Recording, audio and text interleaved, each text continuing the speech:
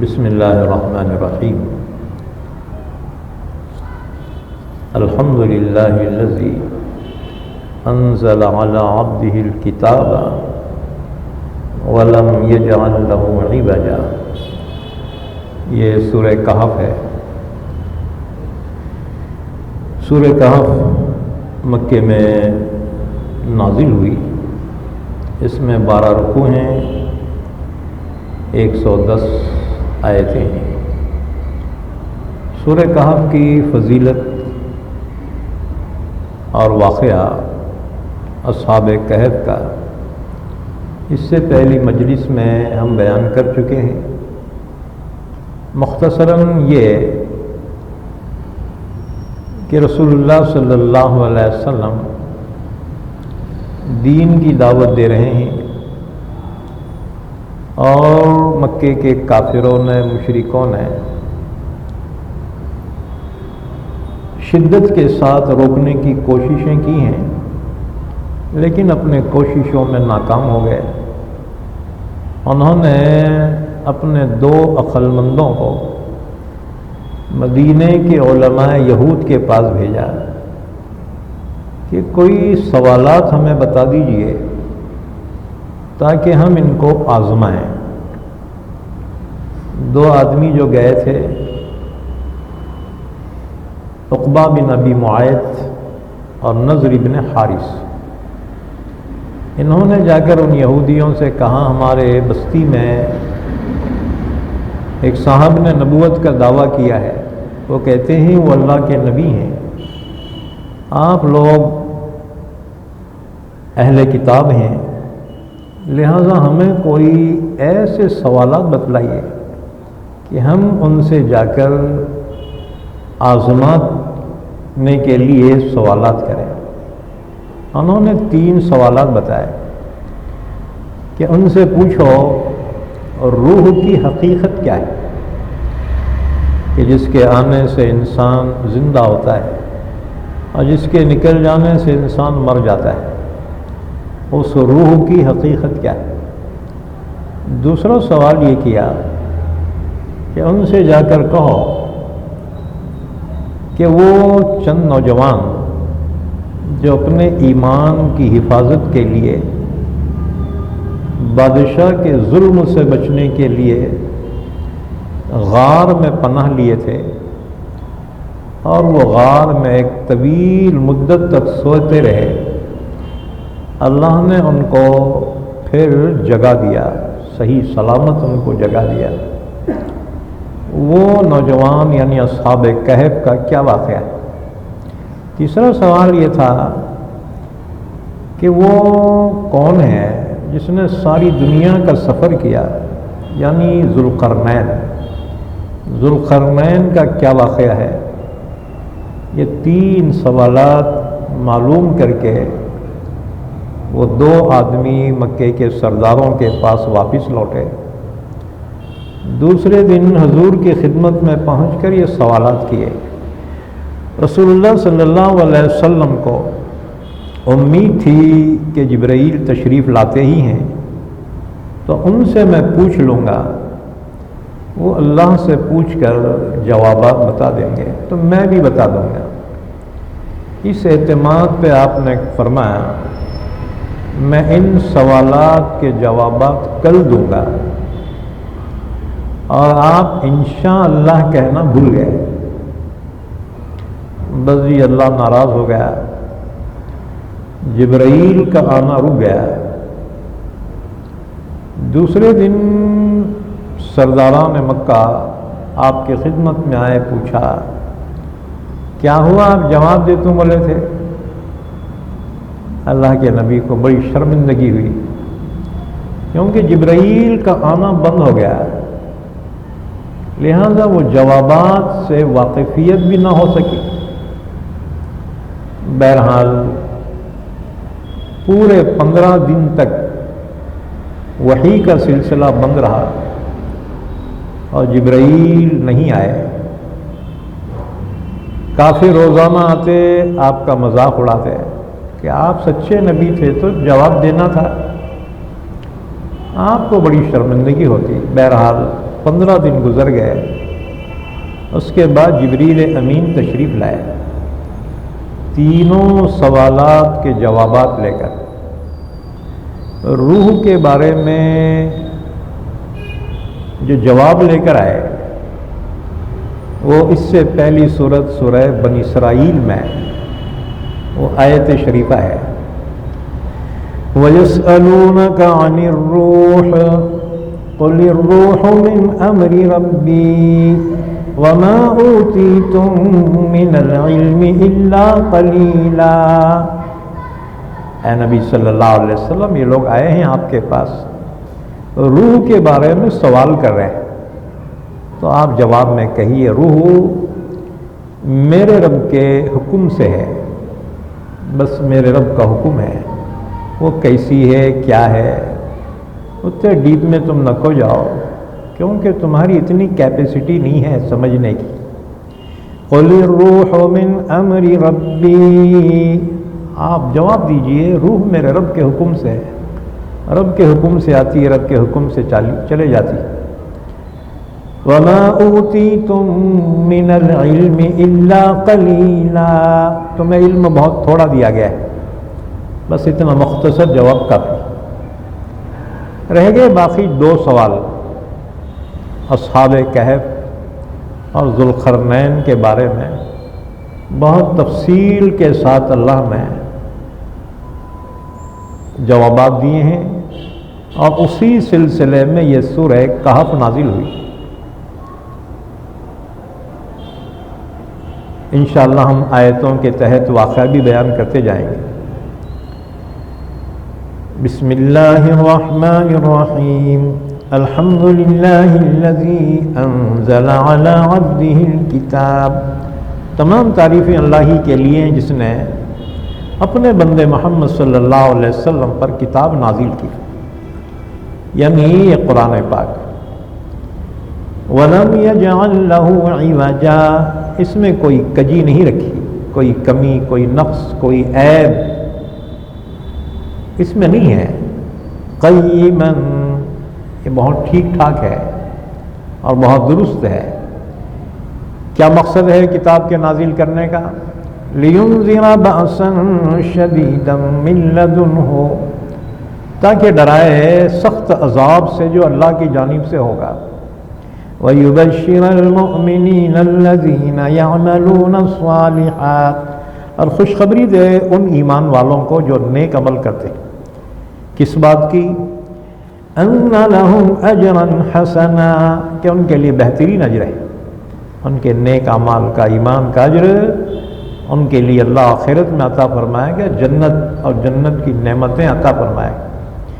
مَاكِثِينَ فِيهِ أَبَدًا، وہ جنت میں ہمیشہ ہمیشہ رہیں گے، نہ نکالے جائیں گے نہ خود نکلیں گے. روزانہ ہمہ قسم کی نعمتیں اللہ ان کو عطا فرمائے گا. وَيُنذِرَ الَّذِينَ قَالُوا اتَّخَذَ اللَّهُ وَلَدًا، اور ڈرائے ان لوگوں کو جنہوں نے کہا کہ اللہ نے اولاد بنا رکھی. ایسوں کو اللہ کے عذاب سے ڈرائے، کیونکہ اللہ کی نہ کوئی بیوی ہے نہ کوئی اولاد ہے. یہ سب محتاجگی کی علامت ہے، اور اللہ اسے کہتے ہیں جو کسی چیز کا محتاج نہ ہو. یہودیوں نے کہا عزیر خدا کے بیٹے ہیں، نعوذ باللہ. عیسائیوں نے کہا یسوع مسیح خدا کے بیٹے ہیں، نعوذ باللہ. اور مکے کے مشرکین نے کہا فرشتے خدا کی بیٹیاں، نعوذ باللہ. اللہ تعالیٰ بیوی، بچے، رشتے ناطے سے پاک ہے. لم یلد ولم یولد ولم یکن لہ کفوا احد.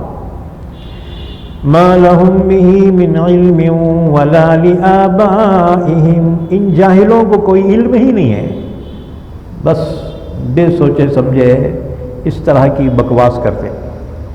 ان کے باپ داداؤں کو بھی علم نہیں تھا.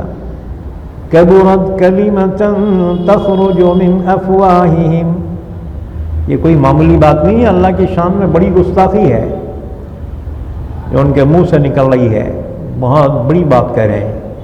ان یقولون الا کذبا، وہ تو جھوٹ کہہ رہے ہیں، اللہ کی کوئی اولاد نہیں. پھر حضور کو تسلی دی جا رہی ہے. کہ آپ صلی اللہ علیہ وسلم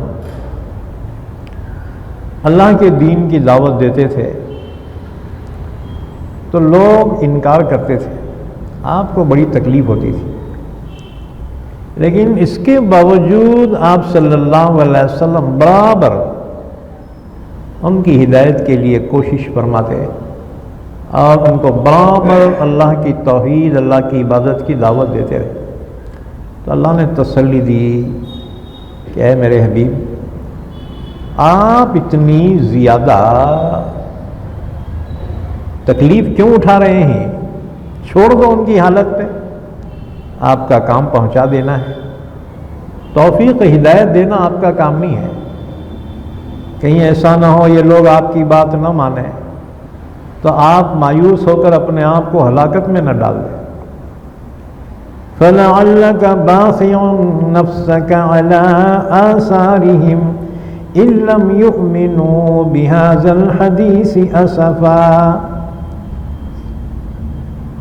کہ کہیں ایسا نہ ہو جائے کہ آپ ان کے پیچھے پڑے ہوئے ہیں کہ یہ ایمان لائیں، اگر یہ ایمان نہ لائیں، آپ کے پیغام کو نہ مانیں تو کہیں افسوس کرتے ہوئے آپ اپنے آپ کو ہلاکت میں نہ ڈال دیں۔ اللہ نے فرمایا کہ ہم نے دنیا میں تو ڈھیل دے رکھی ہے کہ جو اپنے اختیار سے چاہے ایمان لائے، اپنے اختیار سے چاہے کفر کرے، سزا جزا یہاں نہیں ملے گی، سزا جزا کا ٹھکانہ وہ آخرت ہے۔ اِنَّا جَعَلْنَا مَا عَلَى الْأَرْضِ زِينَةً لَهَا، بے شک جو کچھ زمین پر ہے ہم نے وہ زمین کے لیے زینت اور رونق بنا دی۔ کیا چیز ہے زمین کی رونق؟ بعضوں نے کہا کھیتیاں ہیں، باغات ہیں، بعضوں نے کہا کہ اس سے مراد عمارتیں ہیں، جہاں عمارتیں ہوتی ہیں زمین کی رونق ہو جاتی ہے۔ بعضوں نے کہا اس سے مراد انسان ہے، زمین کی رونق انسانوں سے ہے۔ بعضوں نے کہا اس سے مراد علماء اور اولیاء کرام ہیں کہ زمین کی زینت اہل علم اور اہل اللہ سے ہے۔ پھر فرمایا یہ زمین آسمان، یہ کائنات کے پیدا کرنے کا مقصد کیا ہے؟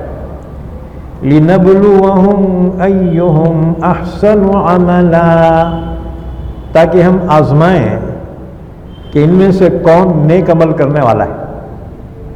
معلوم ہوا دنیا دارالامتحان ہے، یہاں اللہ آزماتا ہے کہ دیکھیں کون نیک عمل کر کے آتا ہے، لیکن یہ دنیا ہمیشہ رہنے والی نہیں ہے۔ وَإِنَّا لَجَاعِلُونَ مَا عَلَيْهَا صَعِيدًا جُرُزًا، اور بے شک ہم کر دیں گے جو کچھ زمین پر ہے چٹیل میدان۔ قیامت کے دن یہ تمام فنا ہو جائے گی، رہے نام اللہ کا۔ اس کے بعد پھر اصحاب کہف کا واقعہ بیان کیا جا رہا ہے۔ ام حسبت ان اصحاب الكهف والرقيم كانوا من آیاتنا عجبا، کیا آپ کا یہ گمان ہے کہ اصحاب کہف اور اصحاب رقیم ہماری کچھ تعجب خیز نشانیوں میں سے تھے؟ نہ، اس سے بڑھ کر تعجب خیز نشانیاں ہیں۔ یہ زمین اتنی بڑی پانی پہ پھیلا دی گئی، پھر اس کے بیلنس کے لیے پہاڑوں کو گاڑ دیا گیا ہے، اور اتنا طویل و عریض آسمان بغیر ستونوں کے قائم ہے۔ یہ بڑی بڑی نشانیاں ہیں اللہ کی قدرت کی۔ یہاں پر اصحاب کہف اور اصحاب رقیم یہ دونوں الگ الگ ہیں یا ایک ہی ہیں؟ کہف کے معنی آتے ہیں کشادہ غار، اور چھوٹی تو اسے غار کہتے ہیں، اور جو کشادہ ہو اندر اسے کہیں گے کہف. اور رقیم، رقیم کے معنی آتے ہیں مرقوم، یعنی لکھی ہوئی چیز. جیسے کہ میت کی خبر پہ تختی لگا دی جاتی ہے، کتبہ، وہ کتبے کو رقیم کہا جاتا ہے. چونکہ اصحاب کہف کے غار پر بعد میں ایمان والے بادشاہ نے ایک تختی لگا دی تھی ان کے ناموں کے ساتھ، اس لیے اصحاب کہف کو اصحاب کہف بھی کہتے ہیں اور اصحاب رقیم بھی کہتے ہیں، کتبے والے، غار والے اور کتبے والے. ایک قول تو یہ ہے کہ دونوں ایک ہی ہیں، نہیں اصحاب کہف مراد. دوسرا قول یہ ہے اصحاب کہف الگ ہیں اور اصحاب رقیم الگ ہیں. اصحاب کہف تو وہی ہیں جن کا واقعہ اللہ نے اس صورت میں تفصیل سے بیان کیا، اور اصحاب رقیم کون ہیں؟ اس سلسلے میں حدیث پاک میں ہے، جس حدیث کو امام احمد نے اور ابن المنذر نے حضرت انس رضی اللہ تعالیٰ عنہ کی روایت سے بیان کیا کہ گزشتہ زمانے میں 3 آدمی تھے جو معاش کی جستجو میں کچھ کمانے کے لیے اپنے گھروں سے چلے. راستے میں بارش آ گئی. جب بارش تیز ہو گئی تو یہ تینوں آدمی پہاڑ کی غار میں بارش سے بچنے کے لیے داخل ہو گئے. جیسے وہ اندر گئے غار میں، اوپر سے ایک بھاری چٹان پتھر کی لڑکتے ہوئے آئی اور غار کے دہانے پر، دروازے پہ وہ چٹان بیٹھ گئی. اندر اندھیرا چھا گیا. اتنی بھاری چٹان تھی، تینوں بھی اگر ہلائے ہیں تو ہل نہیں رہی. غار کا منہ بند ہو گیا. اب یہ پریشان ہو گئے کہ باہر نکل نہیں سکتے. غار کے منہ پہ چٹان نے اس کا نکلنے کا دروازہ بند کر دیا. تو اس میں ایک شخص نے کہا، یہ بھائیو، جس کسی نے کوئی بھی نیک عمل زندگی میں کیا ہو، اس وقت اس نیک عمل کو یاد کر کے اس کا واسطہ دے کر اللہ سے دعا کرے کہ اللہ کو رحم آ جائیں گا اور اس مصیبت سے اللہ چھٹکارا دے دے گا. چنانچہ اس میں سے ایک نے دعا کرنی شروع کی. کہنے لگا، یا اللہ، میں نے ایک روز کچھ مزدور کام کرانے کے لیے رکھے. ایک مزدور دوپہر میں آیا،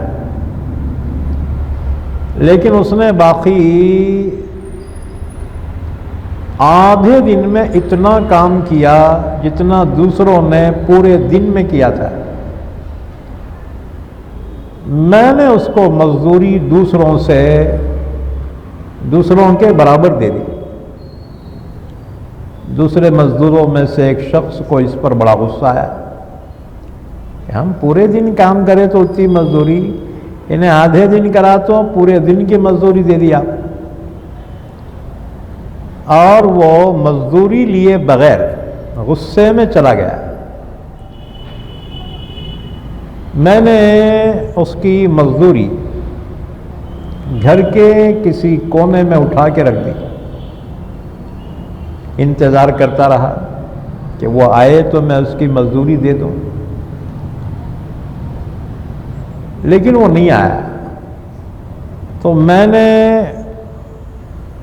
اس سے ایک بکری کا بچہ خریدا. یہاں تک کہ پھر وہ بڑا ہو گیا، اس کی نسل بڑھتی رہی. اللہ کی مرضی تھی کہ وہ بہت سی بکریاں تعداد میں بڑھ گئی. ایک مدت کے بعد وہ مزدور پھر آیا اور اب وہ بڑا بوڑھا کمزور ہو گیا تھا. میں نے اس کو پہچانا بھی نہیں. کہنے لگا میرا آپ کے پاس حق ہے. پھر اس نے واقعہ یاد دلایا. اس وقت میں نے اس کو پہچان لیا. او ہو، یہ وہی مزدور ہے جو مزدوری چھوڑ کر ناراض ہو کے چلا گیا تھا. اور میں نے اس سے ایک بکری کا بچہ خرید کر پھر اس کی پرورش کی، یہاں تک کہ اس کی نسل بڑھی اور بہت بڑی تعداد ہو گئی. میں نے اس سے کہا یہ تیری مزدوری ہے، لے جا. اس نے کہا مذاق نہ کر، میری مزدوری دے. میں نے اسے بتایا تیرے مزدوری کے پیسوں سے میں نے یہ خریدا تھا اور اس میں اللہ نے اتنی برکت دی ہے، سب تیری ہے، لے جا. اے اللہ، اگر میں نے یہ محض تیری خوشنودی کے لیے کیا تھا تو یہ ہماری مصیبت کو دور کر دے. چنانچہ یہ دعا سے فارغ ہوا. وہ پتھر میں حرکت پیدا ہوئی. وہ پتھر تھوڑا سا ہٹ گیا اور روشنی نظر آنے لگی، لیکن اتنا بھی نہیں ہٹا کہ وہ باہر نکل سکے. دوسرے نے دعا کی، یا اللہ میرے پاس دولت تھی، ایک بار قحط پڑ گیا، لوگ تنگحال ہو گئے. ایک عورت میرے پاس آئی اور کچھ خیرات مانگی. میں نے کہا تیرے معاوضے میں دے سکتا ہوں، اس کے بغیر میں نہیں دے سکتا. اس عورت نے انکار کیا اور وہ واپس چلی گئی. 3 مرتبہ ایسے ہی ہوا. آخر اس نے اپنے شوہر سے جا کر اجازت طلب کی. شوہر نے کہا اپنے بچوں کی مدد کے لیے اس کی بات مان لے. عورت میرے پاس آئی اور اپنے آپ کو میرے سپرد کیا. پھر وہ کانپنے لگی. میں نے وجہ دریافت کی. کہنے لگی کہ مجھے اللہ سے ڈر لگتا ہے. میں نے کہا ایسی مجبوری میں بھی اللہ کا خوف اس کے دل میں ہے، اور اللہ نے مجھے تو مال دولت دی ہے، مجھے تو اور زیادہ اللہ سے ڈرنا چاہیے. پھر میں نے اس سے کہا کہ چلی جا، اور جو کچھ اس نے مانگا تھا میں نے دے دیا. اے اللہ، اگر میں نے یہ کام تیری خوشنودی کے لیے کیا تھا تو یہ مصیبت ہم سے ہٹا دے اور غار کے دہانے کو کھول دے. بس جی فوراً پتھر اتنا ہٹ گیا کہ وہ ایک دوسرے کو پہچان لیے، یعنی اجالا ہو گیا. تیسرے نے کہا دعا مانگتے ہوئے، یا اللہ میرے ماں باپ بوڑھے تھے اور میرے پاس بکریاں تھیں، میں والدین کو کھلا پلا کر بکریاں لے کر جنگل کو جاتا تھا. ایک روز بکریوں کے گم ہونے یا منتشر بکریوں کو جمع کرنے کی وجہ سے میں رات سے پہلے واپس نہ آ سکا۔ پھر جب میں گھر پہنچا، بکریوں کا دودھ نکالا برتن میں، جب میں اپنے ماں باپ کو پلانے کے لیے پہنچا تو وہ سو گئے تھے۔ میں نے ان کو اٹھانا مناسب نہ سمجھ کر دودھ کا پیالہ لیے ہوئے ان کے سرہانے کھڑا رہا پوری رات تک، یہاں تک کہ صبح ہو گئی۔ تو میں نے اپنے ماں باپ کو دودھ پلایا۔ اے اللہ، اگر یہ کام میں نے تیری خوشنودی کے لیے کیا ہو تو اس مصیبت کو ہم سے ہٹا دے اور یہ غار کے دہانے کو کھول دے۔ بس دعا کرنا تھی۔ یہ پوری چٹان ہٹ گئی اور وہ لوگ صحیح سلامت باہر نکل آئے۔ اللہ کے نبی صلی اللہ علیہ وسلم نے یہ واقعہ بیان فرمایا۔ تو ان کو اصحاب رقیم کہا جاتا ہے، اور اصحاب کہف وہی جن کا واقعہ تفصیل سے اللہ نے بیان کیا۔ آگے فرمایا، اذ اول فتیۃ الی الکہف، جب چند نوجوانوں نے غار کی طرف پناہ لی، فقالوا، کہنے لگے، ربنا آتنا من لدنک رحمۃ وہیئ لنا من امرنا رشدا، اے ہمارے پروردگار، تو اپنی جانب سے ہمیں رحمت عطا فرما اور ہمارے معاملے میں ہمیں ہدایت نصیب فرما۔ فضربنا على آذانهم في الكهف سنين عددا، پھر ہم نے ان کے کانوں پہ تھپکی دی، جیسے مائیں اپنے بچوں کو سلانے کے لیے آہستہ آہستہ بچے کے کان پہ تھپکیاں دیتی ہیں، بچہ سو جاتا ہے۔ اللہ نے فرمایا وہ اصحاب کہف کے کانوں پر ہم نے تھپکی دی۔ فضربنا على آذانهم في الكهف سنين عددا، پھر ہم نے ان کے کانوں پہ تھپکی دی، یعنی سلا دیا۔ غار میں چند برسوں تک، کتنے برس تک سوئے؟ سن 250 عیسوی میں سوئے اور جاگے ہیں سن 550 عیسوی میں۔ کتنے سال ہوئے؟ 300 سال ہو گئے۔ 250 عیسوی میں سوئے تھے، 550 عیسوی میں جاگے،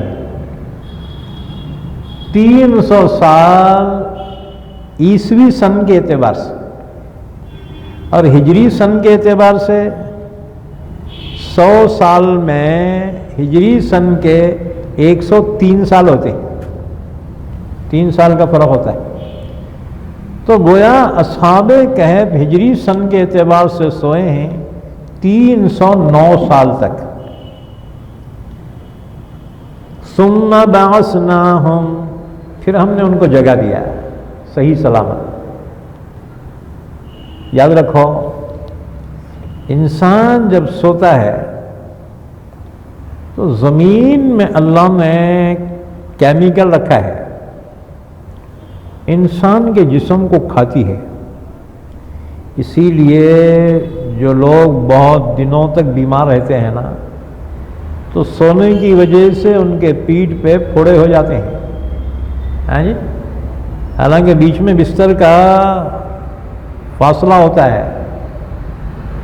اسی وجہ سے دیکھو، انسان کے مرنے کے بعد جب قبر میں دفن کیا جاتا ہے تو مٹی اس کے جسم کو کھا جاتی ہے۔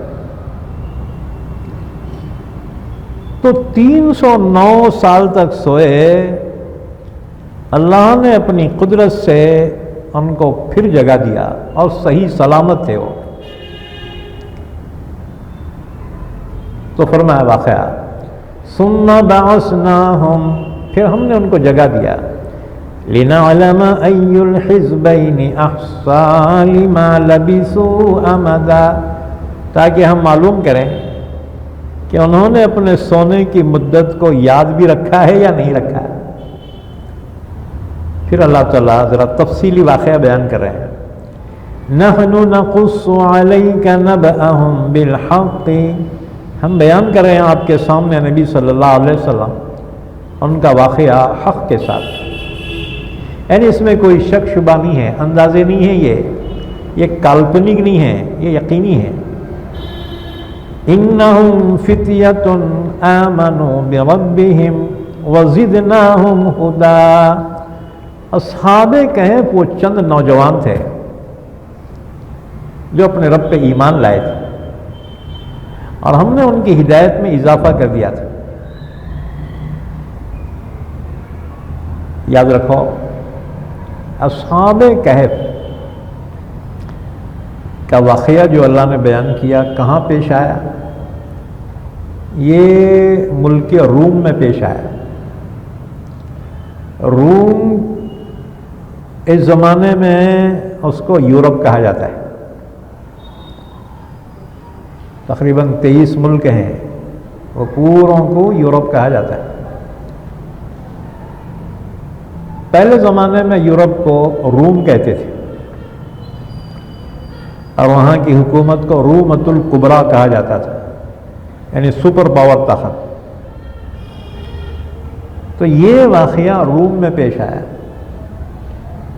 اور روم ہی کے علاقے میں یہ فلسطین، ملک شام، سیریا، یہ سب اسی کے علاقے میں تھے۔ وہاں کا بادشاہ جو تھا کافر تھا، اس کا نام تھا دقیانوس، بادشاہ کا نام دقیانوس۔ آج جس شہر میں اصحاب کہف رہتے تھے وہ ملک کا پائے تخت تھا، اس شہر کا نام تھا شہر افسوس، شہر افسوس۔ بعد میں اس کا نام پڑا شہر ترتوس۔ اور یہ اصحاب کہف میں سے 6 جو تھے یہ شاہی گھرانے کے تھے، اور یہ بادشاہ کے درباری تھے۔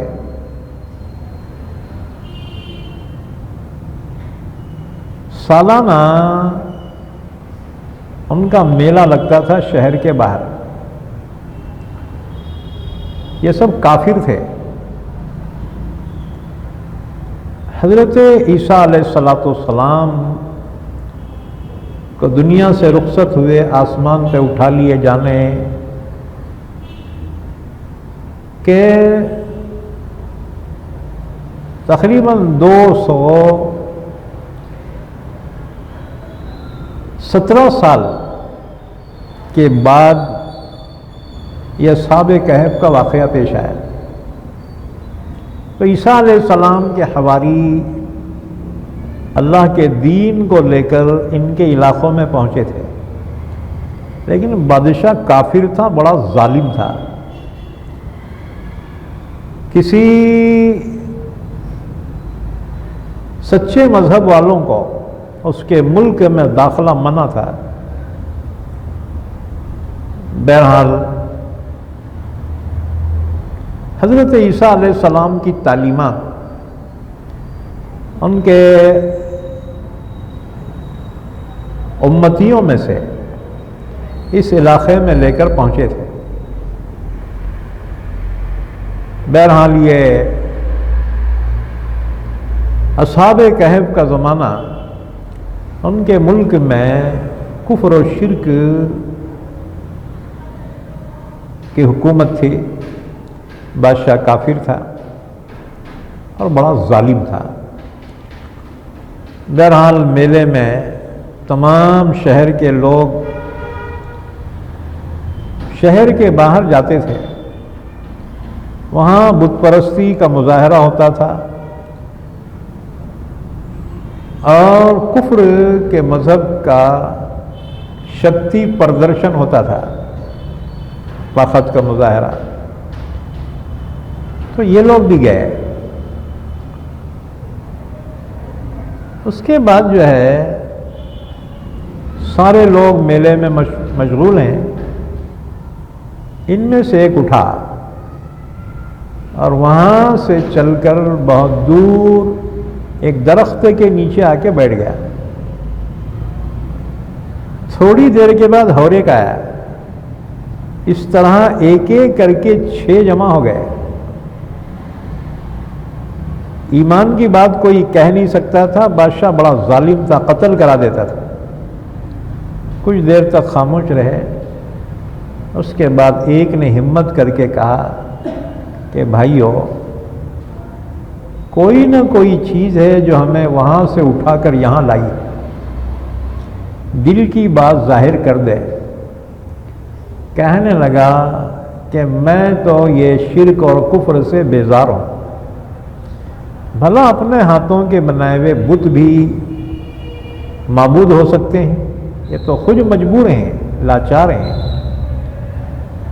میں یہ سمجھتا ہوں کہ اس کائنات کا پیدا کرنے والا اللہ ہے اور اسی اللہ پہ میں ایمان لایا. اس لیے ان سے بیزار ہو کے یہاں کے بیٹھا. دوسرے نے کہا یہی بات مجھے بھی یہاں لائی ہے. ہر ایک نے پھر اپنی حقیقت کو ظاہر کیا اور سب نے ایک اللہ کے معبود ہونے کا اقرار کیا. اب یہ 6 ہو گئے. پورے ملک کافروں کا کفرستان، ان میں یہ 6 ایمان والے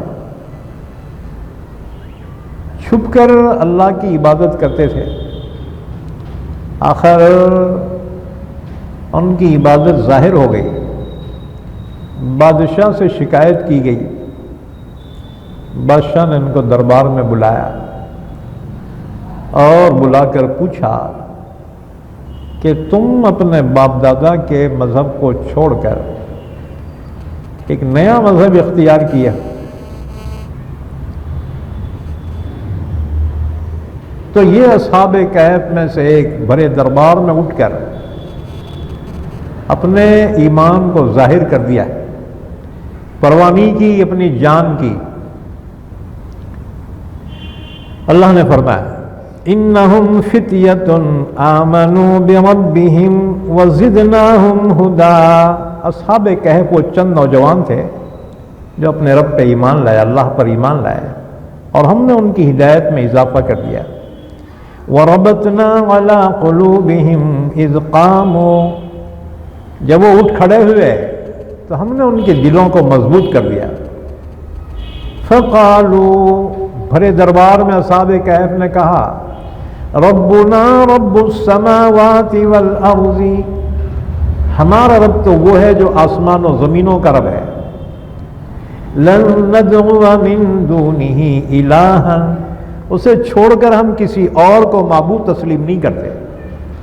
لقد قلنا اذا شططا. اگر ہم نے اللہ کو چھوڑ کر اوروں کو معبود بنا رکھا تو ہم اس وقت بہت بیجا بات کہنے والے ہو جائیں گے. هؤلاء قوم اتخذوا من دونه آلهة. یہ ہے ہماری قوم اللہ کو چھوڑ کر اوروں کی پرستش کر رہی ہے. لولا یاتون علیہم بسلطان بین. یہ اپنے کفر و شرک پر واضح دلیل کیوں نہیں لے آتے؟ یاد رکھو کافروں کے کفر پہ کوئی دلیل نہیں. کسی کافر سے پوچھے اپنے ہاتھوں کے تراشے ہوئے ان کی پرستش کرتے ہو، یہ تو مجبور لاچار ہیں. تو اس کی دلیل کیا ہے؟ وہ کہیں گے بس ہم نے اپنے باپ داداؤں کو اسی طرح کرتے دیکھا لہذا ہم بھی کر رہے ہیں. اگرچہ ان کے باپ دادا بے وقوف گمراہ ہی کیوں نہ ہو، کہ اپنے باپ داداؤں کی جو گمراہ ہیں اتباع کریں گے. لولا یاتون علیہم بسلطان بین. یہ کافر کیوں نہیں لے آتے اپنے کفر پہ کوئی واضح دلیل؟ فمن اظلم ممن افترى علی اللہ کذبا. اس سے بڑا ظالم کون ہوگا جو اللہ پہ جھوٹ بہتان باندھے؟ اللہ نے شرک کا حکم نہیں دیا۔ وَإِذِ اعْتَزَلْتُمُوهُمْ وَمَا يَعْبُدُونَ إِلَّا اللَّهَ فَأْوُوا إِلَى الْكَهْفِ۔ بہرحال بھرے دربار میں انہوں نے اپنے ایمان کا اظہار کر دیا۔ بادشاہ کو بڑا غصہ آیا، کافر ظالم بادشاہ۔ اس نے کہا کہ اس دین سے باز آ جاؤ ورنہ میں تمہیں قتل کرا دوں گا، یا پتھروں سے مار مار کر تم کو ختم کر دوں گا۔ کہنے لگے ہم اس دین کو چھوڑ نہیں سکتے۔ بادشاہ نے کہا میں تمہیں ابھی قتل کروا دیتا، لیکن تمہاری جوانی کو دیکھ کر مجھے تم پہ رحم آ رہا ہے، ابھی تم نے دنیا دیکھی نہیں ہے، اس لیے میں سوچنے کے لیے تمہیں 3 دن کی مہلت دیتا ہوں۔ 3 دن میں سوچ کر فیصلہ کر لو، اگر جینا ہے تو باپ دادا کے دین کو اختیار کرو، ورنہ پھر قتل کر دیے جاؤ۔ 3 دن کی مہلت دی بادشاہ نے۔ بادشاہ کسی کام سے شہر کے باہر چلا گیا۔ یہ 6 دوستان ایک جگہ جمع ہو گئے اور میٹنگ کر رہے ہیں کہ اب کیا کرنا۔ 3 دن کی مہلت دے کے وہ ظالم کہیں گیا ہے، آنے کے بعد ہمارے کو چھوڑتا نہیں، یا تو جان سے ہاتھ دھونا پڑے گا یا ایمان سے ہاتھ دھونا پڑے گا، کیا کرنا۔ آخر انہوں نے مشورہ کیا کہ یہاں سے جا کر کہاں تو بھی چھپ جائیں گے اور وہیں اللہ اللہ کرتے ہوئے زندگی گزار دیں گے۔ اور پھر انہوں نے کہا یہاں سے دوری پر ایک پہاڑ ہے، بیجلوس، کوہ بیجلوس، اس پہ غار ہے، اس غار میں جا کر اپن رہ جائیں گے، کم سے کم وہ ظالم سے بچاؤ کے لیے، انہیں ہمارے کو نہیں چھوڑتا ہے، پھر کافر بننا پڑے گا یا نہیں تو انہیں قتل کر دیتا ہے۔ چنانچہ انہوں نے طے کیا کہ کل یہاں سے ہم نکل جائیں گے۔ وَإِذِ اعْتَزَلْتُمُوهُمْ، جب ان سے تم جدا ہو جاؤ، وَمَا يَعْبُدُونَ إِلَّا اللَّهِ، اور ان بتوں سے بھی جن کی یہ لوگ پرستش کر رہے ہیں اللہ کو چھوڑ کر، فَأْوُوا إِلَى الْكَهْفِ، پناہ لے لینا غار کی طرف، غار میں پناہ لیں گے۔ يَنشُرْ لَكُمْ رَبُّكُمْ مِنْ رَحْمَتِهِ، تمہارا رب اپنے مہربانی سے تم پر اپنی رحمت کو پھیلا دے گا۔ وَيُهَيِّئْ لَكُمْ مِنْ أَمْرِكُمْ مِرْفَقًا، تمہارے معاملے میں اللہ آسانی پیدا کر دے گا۔ بہرحال وہ پوری تیاری کرے، پیسے وہ لے لیے، مالداروں کی اولاد تھی، وہ کوئی غریباں تھوڑی تھے، شہزادے تھے، وہ پیسے بھی سے لے کے پورے اپنے گھروں سے نکلے، باہر شہر کے جمع ہو گئے اور وہاں سے سب چلے ہیں، 6 تھے وہ۔ راستے میں ایک چرواہا ملا، انہیں بکریاں چرانا تھا، انہوں نے بولا بھائیو کہاں جا رہے ہیں آپ؟ انہوں نے کہا کہ ہم ایک اللہ پہ ایمان رکھتے ہیں اور یہ ہماری قوم ہے، ہم پہ ظلم کر رہی ہے ایمان لانے کی وجہ سے، تو اپنے ایمان کو بچانے کے لیے ہم اور یہ ظالم سے حفاظت کے لیے ہم غار میں جا رہے ہیں، کوہ بیجلوس کے غار پہ، وہیں پہ اللہ اللہ کریں گے، اپنے ایمان کی حفاظت کریں گے۔ چرواہے نے کہا بھائیو میں بھی اسی اللہ پہ ایمان رکھتا ہوں جو آسمان و زمین کا خالق و مالک ہے، میں شرک بت پرستی نہیں کرتا۔ انہوں نے کہا بھائی تو بھی چل ہمارے ساتھ۔ پہلے 6 تھے، اب کتنے ہو گئے؟ 7 ہو گئے، 7۔ وہ چرواہے کا کتا تھا، وہ کتا بھی ہلو ہلو پیچھے آ رہا۔ انہوں نے کہا بے تو کہیں کو آ رہا رہے ہمارے پیچھے، تو کہاں بھوکیں گا؟ تو بادشاہ کے جاسوساں پہنچ کے ہمارے کو گرفتار کر لیں گے، اور گرفتاری کا مطلب یہ ہے کہ یا تو ہمارے کو کافر بنا دیں گے، نہیں تو ہمارے کو قتل کر دیں گے، تو ہمارے ساتھ کہیں کو آ رہا ہے۔ اللہ نے کتے کو گویائی عطا فرمائی۔ کتے نے کہا اللہ کے نیک بندو، میں بھی اسی اللہ پہ ایمان رکھتا ہوں، تم میرے کو ساتھ میں لے کے چلو، میں شور نہیں بچاؤں گا، خالی تمہاری دربانی کروں گا، میں شور نہیں مچاؤں گا۔ انہوں نے کہا کتا باتیں کر رہا ہو، اللہ اگر چاہے تو مخلوق کو گویائی عطا فرمائے۔ بہرحال انہوں نے کتے کو بھی ساتھ میں لیا۔ اب کتنے ہو گئے؟ یہ 7 اور 8واں ان کا کتا۔ وَيَقُولُونَ سَبْعَةٌ وَثَامِنُهُمْ كَلْبُهُمْ، یہ 7 تھے، 8واں ان کا کتا تھا۔ بہرحال ان کے نام کیا ہیں؟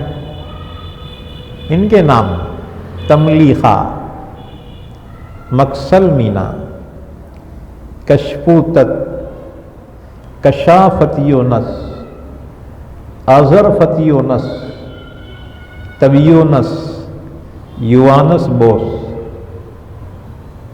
اور کتے کا نام تھا قطمیر، یہ چتکبرا تھا، ابن عباس فرماتے ہیں اس کا نام تھا قطمیر۔ اب یہ چلے یہاں تک کہ وہ پہاڑ پہ چڑھ کے اس پہ جو غار تھی، باہر کا اس کا دہانہ چھوٹا تھا داخل ہونے کا، لیکن اندر غار بہت بڑی تھی، بڑی کشادہ۔ اندر گئے، چونکہ تھکے ہوئے تھے، ہاں جی، آپس میں کہنے لگے بھائیو ہم تو تھک گئے، لہذا تھوڑا سو جائیں گے، اور سونے کے بعد جب اٹھ جائیں گے پھر آگے کیا کرنا ہے آگے سوچیں گے۔ چنانچہ وہ لیٹ گئے، لیٹ سے ہی آنکھ لگ گئی، سو گئے۔ کتا باہر پاؤں پھیلا کے بیٹھ گیا اور کتے کو بھی نیند لگ گئی۔ تو یہ اصحاب کہف غار میں سو گئے۔ اب جو سوئے میرے بھائی، 1 دن 2 دن نہیں، 309 سال تک سوئے۔ اللہ نے فگر بیان کیا قرآن پاک میں، وَلَبِثُوا فِي كَهْفِهِمْ 300 سِنِينَ وَازْدَادُوا 9۔ اصحاب کہف غار میں رہے ہیں 300 سال، اوپر 9 سال، 309 سال تک۔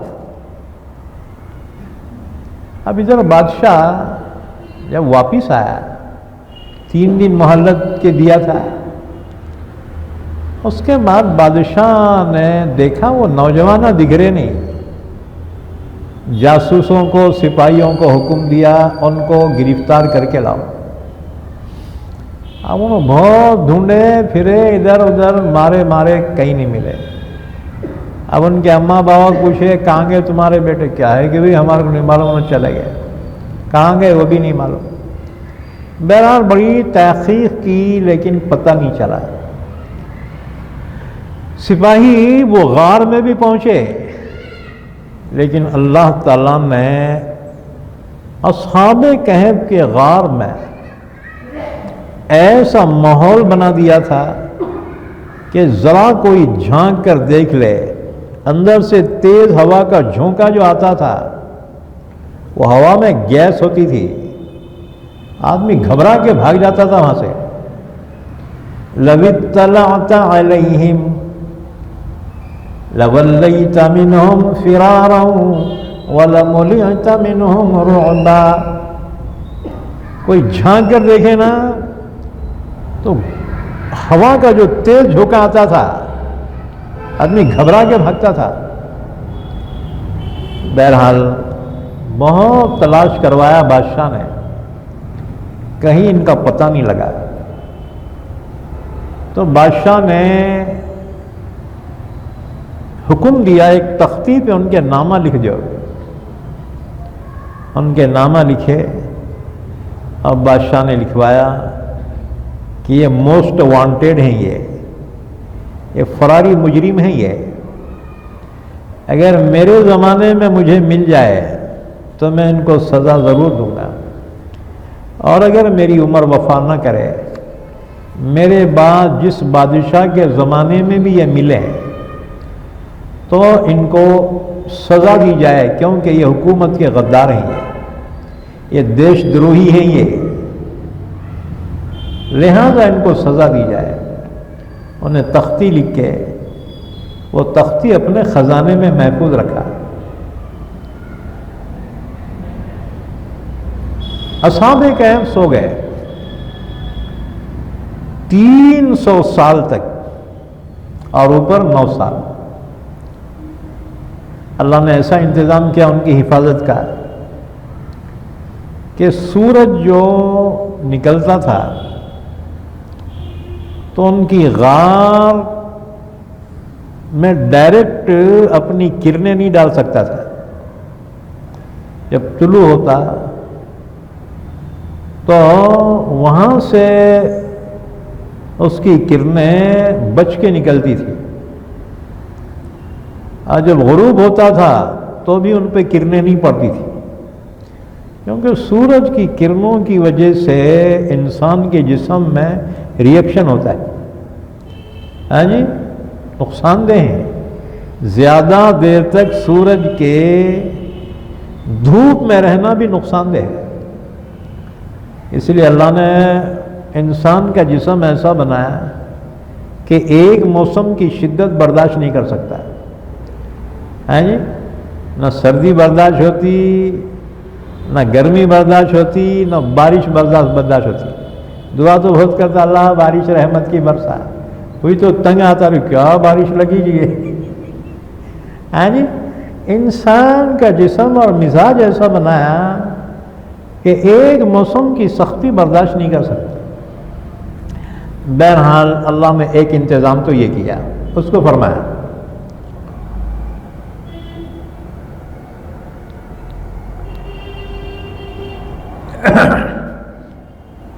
وَتَرَى الشَّمْسَ إِذَا طَلَعَتْ تَزَاوَرُ عَنْ كَهْفِهِمْ ذَاتَ الْيَمِينِ. اور تو دیکھے گا کہ سورج جب طلوع ہوتا ہے تو بچ کے جاتا ہے ان کے غار سے سیدھی جانب. وَإِذَا غَرَبَتْ تَقْرِضُهُمْ ذَاتَ الشِّمَالِ. اور جب غروب ہوتا ہے تو کترا جاتا ہے ان کے غار سے بائیں جانب. وَهُمْ فِي فَجْوَةٍ مِّنْهُ.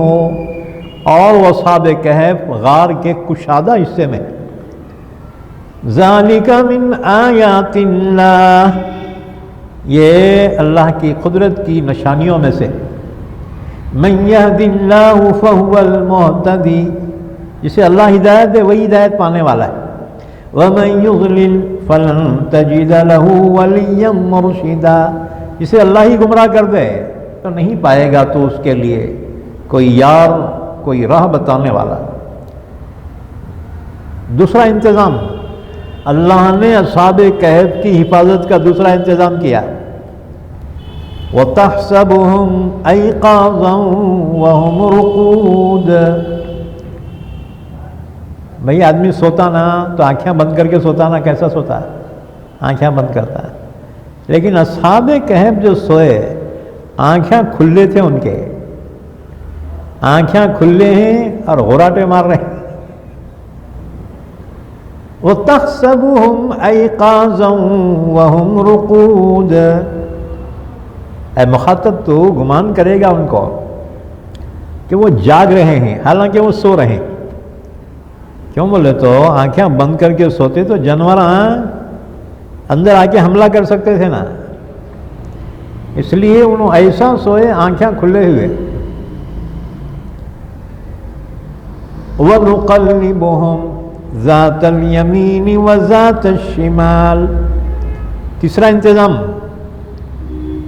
کہ ہم ان کو کروٹیں دے رہے تھے، سیدھی جانب اور بائیں جانب، کیونکہ جسم ایک ہی جگہ رہا تو زمین کھا جاتی. لوہے جیسا مضبوط زمین پر زیادہ دیر پڑا رہا تو زمین کھا جاتی اس کو. زنگ بولے تو کیا جی، زمین لوہے کو بھی کھا جاتی، انسان کیا چیز ہے. تو اللہ نے فرمایا ہم نے ان کی حفاظت کا انتظام یہ کیا، ہم ان کو کروٹیں بدلتے رہے. حضرت عبداللہ بن عباس فرماتے ہیں اصحاب کہف جو 309 سال تک سوئے نا، اللہ ان کو کروٹیں بدلواتا رہا. 1 سال میں 1 کروٹ بدلتے تھے، 1 سال میں 1 کروٹ. سال ہوا کروٹ بدلے، پھر سو گئے. اور 1 سال گزرا ادھر کروٹ بدلے، پھر سو گئے. وَنُقَلِّبُهُمْ ذَاتَ الْيَمِينِ وَذَاتَ الشِّمَالِ. ہم ان کو کروٹیں بدلتے رہے سیدھے اور بائیں جانب. وَكَلْبُهُمْ بَاسِطٌ ذِرَاعَيْهِ بِالْوَصِيدِ. اور ان کا کتا ان کی دہلیز پہ غار کے آگے اپنے باہوں کو پھیلائے ہوئے بیٹھا ہوا ہے، انہیں بیٹھے بیٹھے مر گیا. انہیں اصحاب کہف سوتے رہے. چوتھا انتظام حفاظت کا، لَوِ اطَّلَعْتَ عَلَيْهِمْ لَوَلَّيْتَ مِنْهُمْ فِرَارًا وَلَمُلِئْتَ مِنْهُمْ رُعْبًا. اگر اے مخاطب تو جھانک کر دیکھے ان کو غار میں تو مارے گھبراہٹ کے وہاں سے بھاگ جائیں گا، اتنا خوف تجھ پہ طاری ہوگا اور تیرے دل ان کے رعب سے بھر جائیں گا. یہ بھی ایک انتظام تھا ان کی حفاظت کا کہ کوئی ان کے غار میں جھانک نہیں سکتا تھا. اندر داخل ہونا تو بڑی بات ہے، دور کی بات ہے. اچھا جی، اب سوال یہ ہے کہ لوگ کتا ساتھ میں کیوں رکھے؟ حالانکہ حدیث میں کتا پالنے کو اللہ کے نبی نے منع فرمایا. کیونکہ حدیث پاک میں ہے کہ جس گھر میں کتا ہوتا ہے رحمت کے فرشتے داخل نہیں ہوتے، ریٹرن ہو جاتے. ایک صاحب نے حدیث سنی، کتا پالنا شروع کیا، ہمیشہ ساتھ میں رکھتے تھے. کسی نے پوچھا یہ کتا کیوں رکھتے یہ تم؟ انہوں نے بولا حدیث پاک میں ہے جہاں کتا رہتا وہاں فرشتے نہیں آتے. تو روح نکالنے والا فرشتہ ہے نا، ملک الموت. ہاں جی، یہ کتے کو دیکھ کے انہیں چل جاتا ہے، میری روح قبض نہیں کر سکتا، اس لیے سیفٹی کے سے رکھا ہوں. وہ صاحب بولے ارے دیوانے، کتے کی روح نکالنے والا بھی کوئی فرشتہ ہوگا نا، وہ تیری نکالیں گا روح.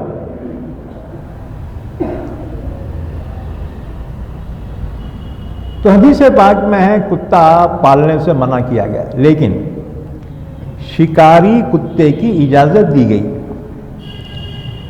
شکاری کتے کے پالنے کی اجازت. اچھا، گھروں میں حفاظت کے لیے کتے کا پالنا درست نہیں ہے. ہاں، کھیت میں یا جانوروں کی حفاظت کے لیے کوئی بھیڑیا حملہ نہ کرے، کتے کی پالنے کی اجازت ہے، کھیت کی رکھوالی وغیرہ کے لیے.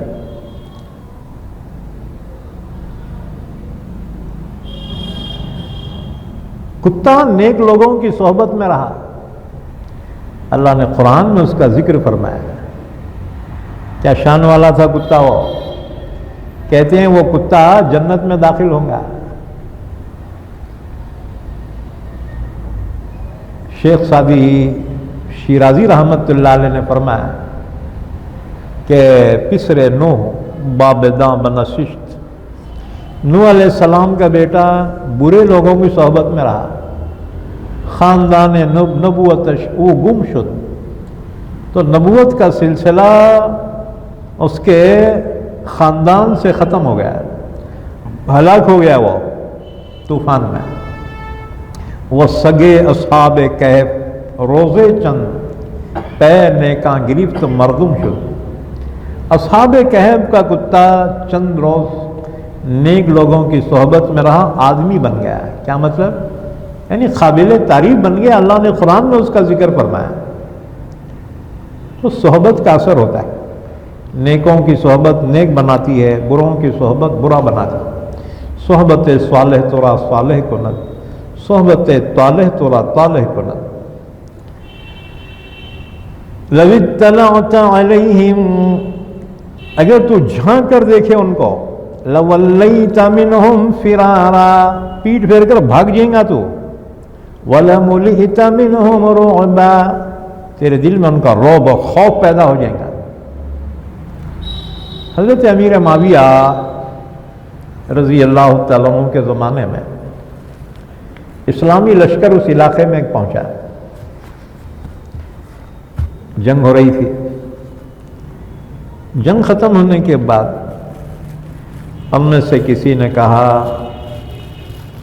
کہ یہاں قریب میں اصحاب کہف کا غار ہے، ذرا ہم جا کے دیکھ کے آتے ہیں۔ امیر معاویہ نے اجازت دی، ٹھیک ہے جاؤ دیکھو۔ ان میں سے ایک صحابی نے کہا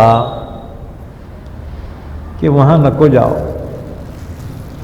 کیونکہ اللہ نے اپنے نبی کو منع کیا کہ آپ اگر ان کی غار میں جھانک کر بھی دیکھیں گے تو گھبراہٹ طاری ہو جائیں گی، آپ جھانک نہیں سکیں گے۔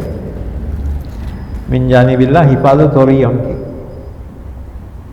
لہذا وہاں نہ کو بھیجو کس کو بھی۔ اور انہوں نے کہا یہ اس زمانے کی بات ہے جب انہوں سو رہے تھے، بعد میں تو ان کا انتقال ہو گیا، تو اب کیا حرج ہے؟ وہ تو اس زمانے کی بات تھی جب وہ سو رہے تھے، اللہ حفاظت کر رہا تھا، اب تو انتقال ہو گیا ان کا۔ بہرحال کچھ لوگوں کو بھیجا، جا کے دیکھ کے آؤ۔ وہ لوگ پہنچے، جب غار میں جھانکے اتنے زور سے ہوا کا جھونکا آیا کہ مارے خوف کے وہاں سے بھاگ کر آ گئے۔ تو یہ من جانب اللہ اصحاب کہف کی حفاظت ہے۔ آگے فرمایا لو اطلعت علیہم لولیت منہم فرارا ولملئت منہم رعبا، اے مخاطب اگر تو ان کو جھانک کر دیکھے تو ان سے پیٹ پھیر کر بھاگ جائیں گا گھبرا کے، اور دل میں ان کی جانب سے خوف پیدا ہو جائے گا، رعب ان کا رعب سے تو بھر جائے گا۔ وَكَذَلِكَ بَعَثْنَاهُمْ لِيَتَسَاءَلُوا بَيْنَهُمْ، اللہ نے جب ان کو جگانا چاہا، 309 سال گزر گئے، 309 سال کے بعد اللہ نے ان کو نیند سے جگایا۔ ایک نے کروڑ بدلی، آنکھ کھل گئی اس کی، ارے کتنے دیر سے سو رہے کہ اٹھو رہے، اب پورے اٹھ کے بیٹھ گئے۔ اٹھ کے بیٹھنے کے بعد آپس میں ایک دوسرے سے پوچھنے لگے، ارے اپن کتنے دیر سوئی کی کیا ہے؟ قال قائل منہم کم لبستم، ان میں سے کہنے والے نے کہا کہ تم یہاں کتنی مدت رہے ہو؟ قالوا لبسنا یوما او بعض یوم، بعضوں نے کہا ایک دن رہے ہوں گے، اور ایک دن بہت بڑوں میں ایک دن کا کچھ حصہ رہے ہوں گے۔ لیکن جب حالات دیکھے، وہ بالاں بڑے ہوئے، ناخناں بڑے ہوئے، ان میں سے عقل مندوں نے کہا نہیں رے بھائی، کچھ الگ ہی دکھ رہا ہے۔ قالوا ربكم اعلم بما لبثتم، بعضوں نے کہا تمہارا رب ہی جانتا ہے کتنی مدت تم رہے۔ بہرحال نیند سے اٹھتی بھوک لگ گئی، جم کے بھوک لگ گئی، کہنے لگے وہ بعد میں سوچیں گے کتنی مدت رہے، پہلے کھانے کے انتظام کرو۔ ان کا امیر تھا مقسل مینا، عقلمند تھا، پیسے پورے اس کے بعد جمع کرے تھے۔ ہاں جی، کہنے لگے ذرا کس کو تو بھی بھیج کے بازار میں گاؤں میں کھانا لاؤ، بولنا کھانا کھا کے پھر سوچیں گے آگے کیا کرنا ہے۔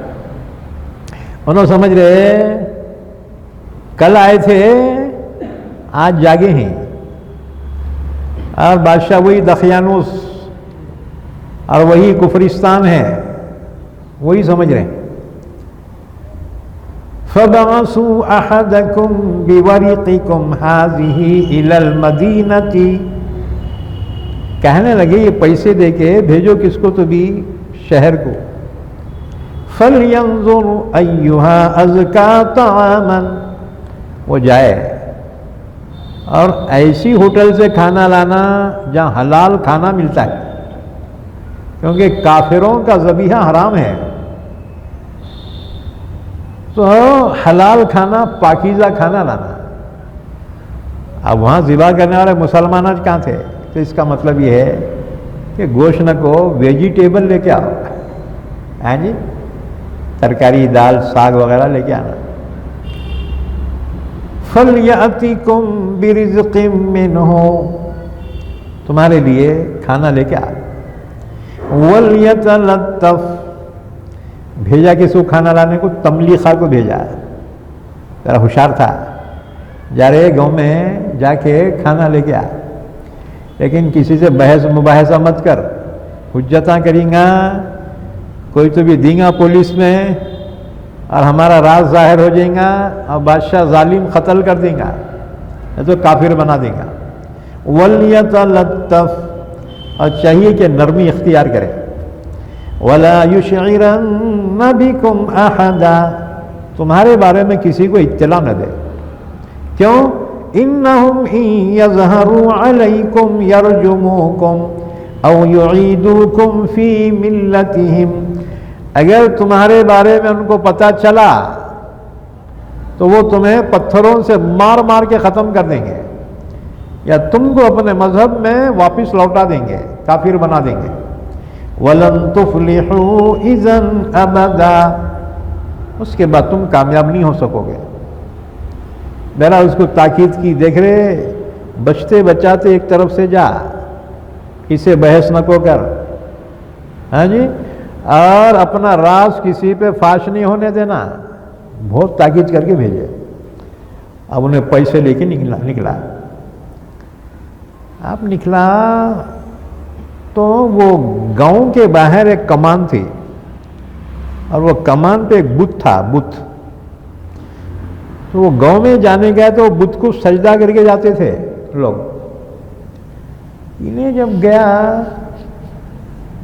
کمان بھی نہیں ہے، وہ بت بھی نہیں ہے، زمانہ گزر گیا، 300 سال کتنا فرق ہوتا ہے جی۔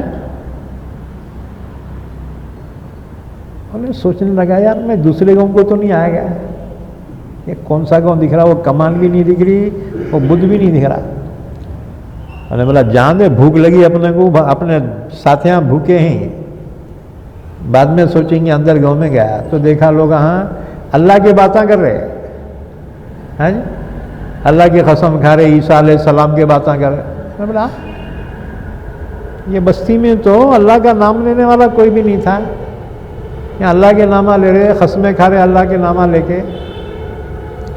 بہرحال بہت تعجب ہوا، ہاں جانے ہوں گے کچھ تو بھی۔ انہیں سیدھا ہوٹل میں گیا، پیسے دیا اور کہا بھائی ذرا کھانا بن دے رہے۔ پیسے لے کے دیکھا، ہاں تیرے کو خزانہ نکلا کیا ہے رے، یہ پیسے کہاں سے لایا تو؟ میں نے بولا میرے پیسے، تیرے پیسے؟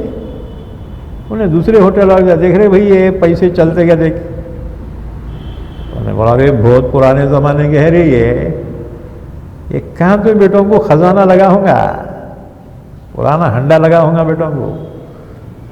ہاں جی اب لوگ جمع ہو گئے، ارے کیا ہوا رے کیا ہوا رے. دیکھو نا جی انہیں بولا یہ پیسے میرے ہے بولا. تو یہ تو بہت پرانے دکھ رہے ہیں. لوگ بولے صحیح بھی یار بہت پرانے ہیں، یہ تو دقیانوس کے زمانے کے ہیں. بولے یہ پیسے کس کے ہیں رے؟ بولا ارے کلیچ ہم آئے تھے رے وہاں، یہ میرے پیسے ہیں. اب جو ہے مجمع جمع ہو گیا تو ٹرافک جو پولیس تھی وہ آئی، کیا ہوا رے کیا کہہ کے جھگڑا ہے. اور بولے صاحب دیکھو انہیں پیسے لایا، کہاں سے لایا کہ بیٹا؟ انہیں بولا میرے پیسے ہے بولا. کہاں تو بھی خزانہ لگا پرانے پیسے. سپاہی پکڑ لیا. انہیں بولا تو کون ہے، کہاں کا ہے، کیا نام ہے تیرا؟ کہا تملیخا. اچھا تیرے باپ کا نام کون سی گلی کا ہے؟ فلاں گلی کا فلاں. ابے یہ گلی ہے چ نہیں. ارے ہمارے بابا رہتے جی وہاں، کیا نام فلاں. ارے یہ نام کا کوئی بھی نہیں ہے گاؤں میں. کون ہے؟ انہوں نے بولا یہ الگ ہی باتیں دکھ رہے لوگوں کی، الگ ہی لوگ دکھ رہے. بہرحال وہ سپاہی پریشان ہو کے یہ ہے کون، آیا کہاں سے؟ انہوں نے سیدھا بادشاہ کے پاس لے گیا.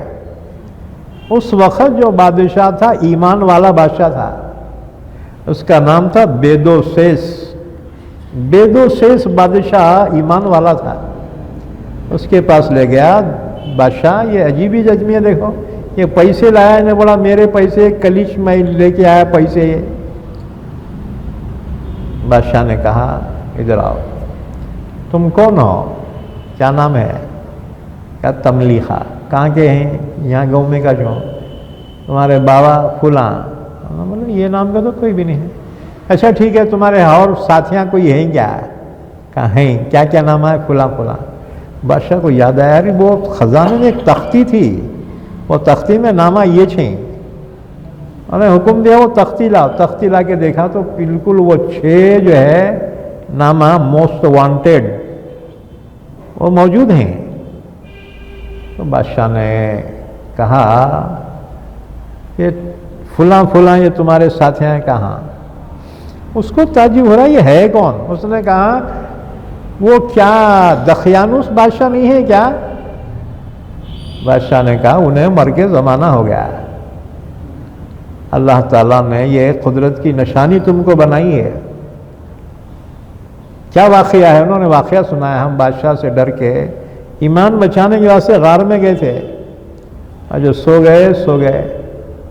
اب جو ہے اٹھ کے کھانے کے واسطے آئے تو ایسا ہو گیا. بادشاہ نے کہا گھبراؤ نہیں، وہ کافروں کا زمانہ ختم ہو گیا، اب ایمان والے بادشاہ کا زمانہ ہے. اور پھر کہا تم تسلی رکھو، اور تمہارے ساتھیوں سے ہم ملنا چاہتے ہیں، ہمارے کو ذرا تمہارے ساتھیوں سے ملاؤ. اس نے کہا اچھی بات ہے. چنانچہ بادشاہ، وزیراں اور بڑے بڑے جو ہے عمائدین شہر اس کے ساتھ چلے. جب وہ غار کے قریب پہنچا اس نے کہا بادشاہ تم ایک دم اندر نہ کو جاؤ، کیونکہ میرے ساتھیوں کو نہیں معلوم کہ اتنا زمانہ گزر گیا.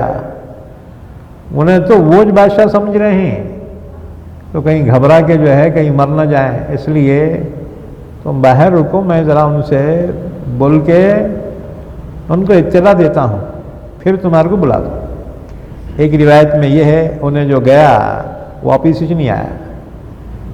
دوسری روایت یہ ہے کہ انہیں بلا کے لایا اور اصحاب کہف آئے، بادشاہ سے ملاقات ہوئی.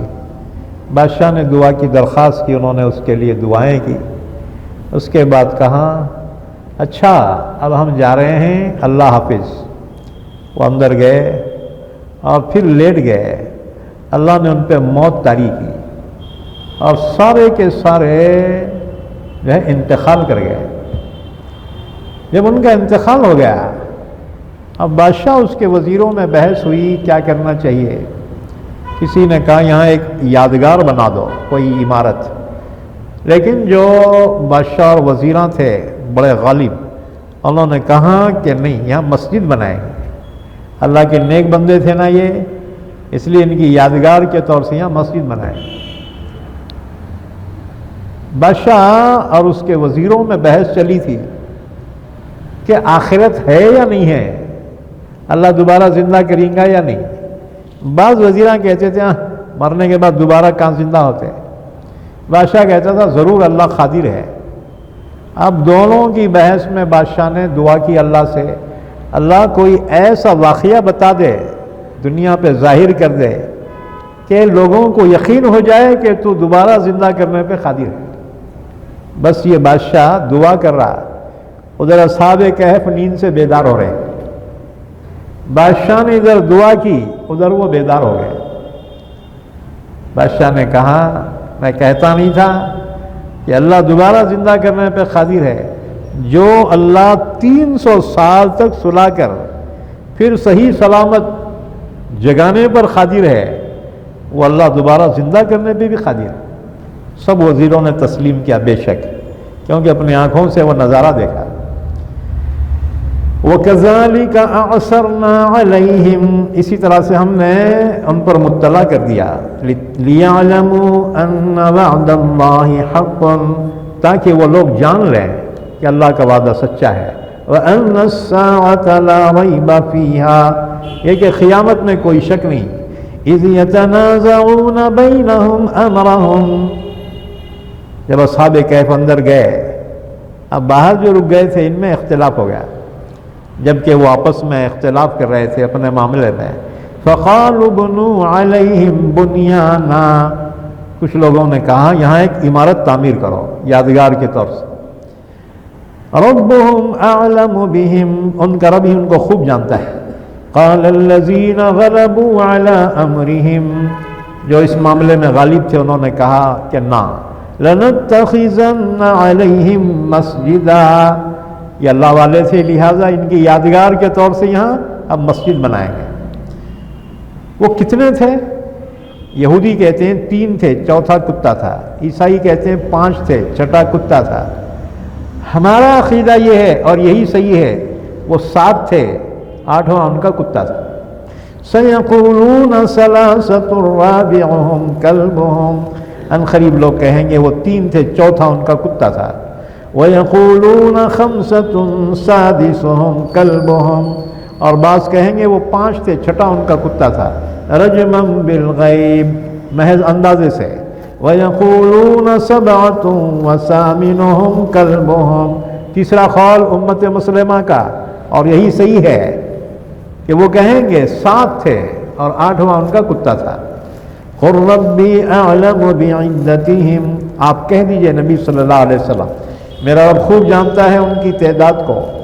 مَا يَعْلَمُهُمْ إِلَّا قَلِيلٌ، ان کو کوئی نہیں جانتا سوائے تھوڑوں کے۔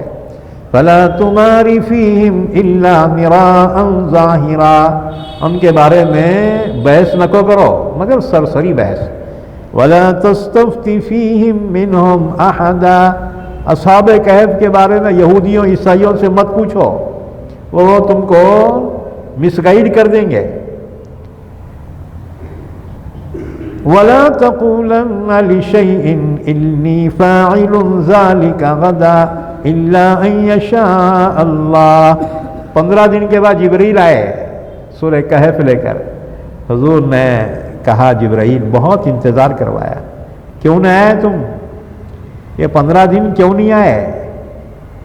جبرائیل نے کہا وَمَا نَتَنَزَّلُ إِلَّا بِأَمْرِ رَبِّكَ، ہم اپنے طور پر نہیں آ سکتے، اپنی مرضی سے، آپ کا رب اجازت دیتا ہے، حکم دیتا ہے تو آ سکتے۔ حضور نے پوچھا کہ رب نے تمہیں کیوں روکا تھا؟ جبرائیل نے یہ آیت شریفہ سنائی، کہا کہ آپ آئندہ کسی بات کے بارے میں یہ نہ کہنا میں کل کروں گا، بلکہ کہنا انشاءاللہ کل کروں گا۔ آپ انشاءاللہ کہنا بھول گئے تھے، اس لیے بطور تنبیہ کے 15 دن تک وہی روک دی گئی۔ وَلَا تَقُولَنَّ لِشَيْءٍ إِنِّي فَاعِلٌ ذَلِكَ غَدًا، اور ہرگز نہ کہنا کسی چیز کے بارے میں کہ میں اس کو کل کروں گا، الا ان یشاء اللہ، مگر یہ کہنا انشاءاللہ کل کروں گا. واذکر ربک اذا نسیت، اگر آپ انشاءاللہ کہنا بھول جائے تو جب بھی یاد آ جائے تو انشاءاللہ کہیے. وقل عسى ان يهديني ربي لاقرب من هذا رشدا، اور کہیے امید ہے کہ میرا رب مجھے ہدایت دے دے گا تاکہ میں قریب ہو جاؤں اس کے ہدایت کے اعتبار سے. وَلَبِثُوا فِي كَهْفِهِمْ 300 سِنِينَ وَازْدَادُوا 9، اصحاب کہف رہے اپنے غار میں 300 سال تک اور اوپر 9 سال، 309 سال. قُلِ اللَّهُ أَعْلَمُ بِمَا لَبِثُوا، آپ کہہ دیجیے اللہ خوب جانتا ہے جتنی مدت ہو رہے ہیں. لَهُ غَيْبُ السَّمَاوَاتِ وَالْأَرْضِ، اسی کے لیے آسمان و زمین کی غیب کی بات ہے. ابصر بِهِ وَأَسْمِعْ، وہ کیا ہی بہترین دیکھنے والا، کیا ہی بہترین سننے والا ہے. مَا لَهُم مِّن دُونِهِ مِّن وَلِيٍّ، ان لوگوں کے لیے اللہ کے سوا کوئی مددگار نہیں. وَلَا يُشْرِكُ فِي حُكْمِهِ أَحَدًا، اللہ کے حکم میں کسی کو شریک نہ کرے. اللہ سے دعا ہے اللہ ہم سب کو قرآن سمجھنے کی، عمل کرنے کی توفیق عطا فرمائے. ایک اعلان سن لو، کل دیگلور ناکے پر تفسیر نہیں ہوگی کیونکہ ہمارا سفر ہے کل ورنگل میں بیان ہے، اس لیے یہاں سے ورنگل جانا ہے میرے کو، تو کل دیگلور ناکے پر تفسیر نہیں ہوگی.